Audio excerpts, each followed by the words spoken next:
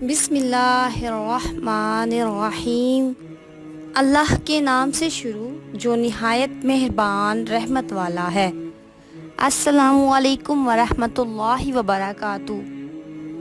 ام المومنین حضرت عائشہ اور ابو ہریرہ رضی اللہ تعالیٰ عنہما سے روایت ہے کہ رسول اللہ صلی اللہ علیہ وآلہ وسلم جب قربانی کا ارادہ فرماتے تو بڑے موٹے سینگدار چتکبرے مینڈے خریدتے، ان میں سے ایک اپنی امت کے ان لوگوں کی طرف سے ذبح فرماتے جو اللہ کی توحید اور آپ صلی اللہ علیہ وآلہ وسلم کی رسالت کی گواہی دیتے ہیں، اور دوسرا محمد اور آل محمد صلی اللہ علیہ وآلہ وسلم کی طرف سے ذبح فرماتے۔